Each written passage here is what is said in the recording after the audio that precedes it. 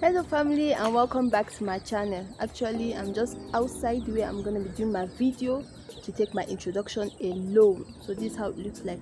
Anyway, I know Nigeria is not at peace, but I'll just advise you all to stay safe and stay out of trouble.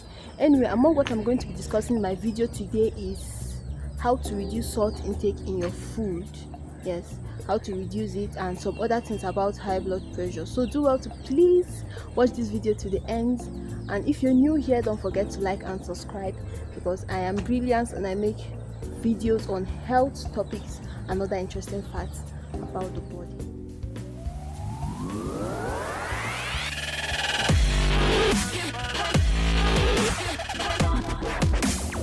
One knows what causes blood pressure. It's not known what causes blood pressure, but we know that what we eat can affect our blood pressure both in good ways and in bad ways. So we're going to see how sodium can affect our blood pressure actually, and what we can do to reduce our blood pressure. Please stick to the end of this. We know that nutrition really affects our blood pressure. What we eat can reduce our blood pressure, but certain foods that we eat too can increase our blood pressure. Gaining weight can increase our blood pressure, and losing weight too can reduce our blood pressure. So you see, everything boils down to what we eat and how it affects our blood pressure. But what are some of the things you can take that is going to reduce your blood pressure? Well, you can eat foods that are less in fat, oil, margarine, salad dressings, and the rest, and then eat more food that are rich in dairy products, less fats, less sodium, and many more. Actually, I had a video on the DASH diet. It's going to give a comprehensive list or some list of things you can eat, so do well to watch it to the end. I'll leave a playlist at the end of this video that has that video. You know, some will want me to leave a list of some of the foods that you should try hard to avoid or eat less of. So I'm just going to go through them quickly and then head down to the main point about sodium or salt in your diet.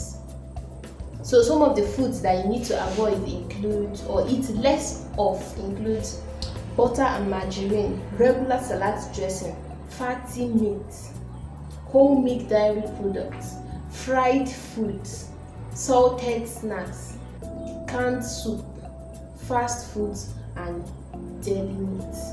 So these are some of the things that I have here that you're supposed to eat less of if you're managing blood pressure. Regarding our sodium or salt, how much salt do you think is too much? Well, the American Heart Association says that at least we should try and limit our salt intake to 1,500 milligrams of salt. Okay, let's say a tablespoon has about 2,400 milligrams. So we are advised to take like 2/3 of a tablespoon for it to be average, or what we need to take as a minimum.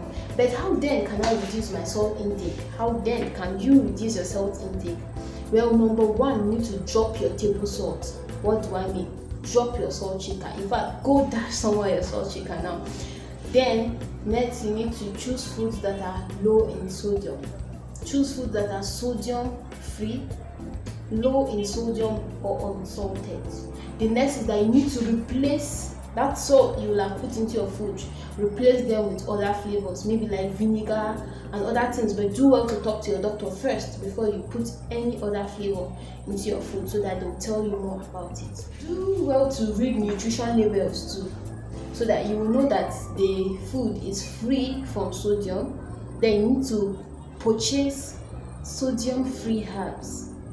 That is, herbs that are free from sodium or added salt. So these are some of the things you need to do to reduce your salt intake. But then I'm going to give a list of some things that you should not eat, or some things that contains high sodium. So some foods that are very high in sodium include soy sauce, meat, bacon, ham, canned soup, dried soup mixes, deli meats, condiments, frozen and box mixes for potatoes, rice, and pasta. Marinated food. Even though we talk about marinated food, but vinegar and lemon juice are okay. You can use them. They are safe for you to use. But what other things should you do to change your diet? So there are some other things you can do to adjust or change your diet. One you need to do is to avoid alcohol. You need to avoid alcohol. The next is that you need to take variety of foods.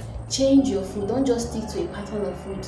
Maybe for breakfast you have vegetable dressings or just vegetable foods. Then for lunch you have this. For then dinner you have another. And then the same pattern you follow day by day. Just make a variety of foods. Change it up so that you will not have a single tasteless food.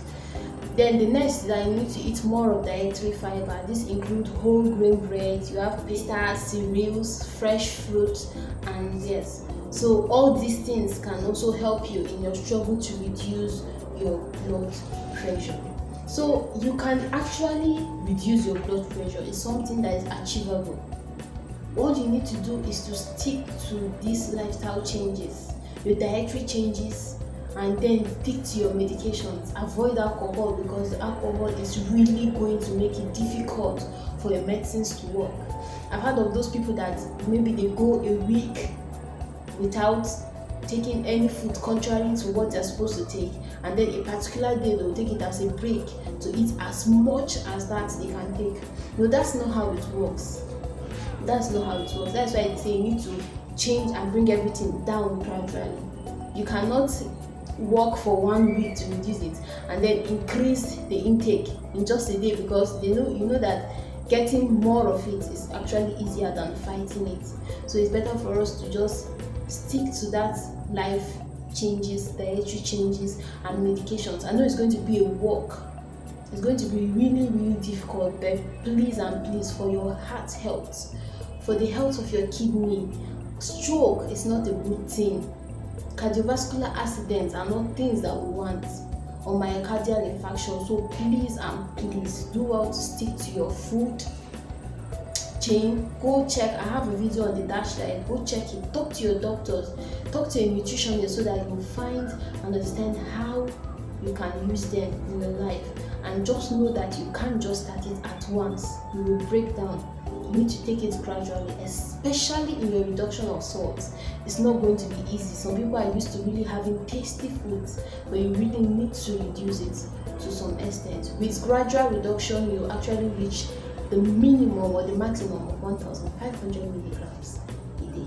So we've come to the end of this video. I'm just going to quickly summarize how we can reduce our salt intake. One, we need to drop our table salt. Drop your salt shaker.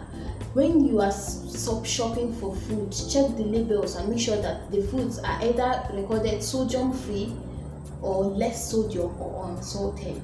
Yeah. And then substitute that your salt with other ingredients that have less of sodium or none. You can check them, things like vinegar and the rest, they can help. You can also talk to your doctors. They can give you some advice on what you can use to replace the salt.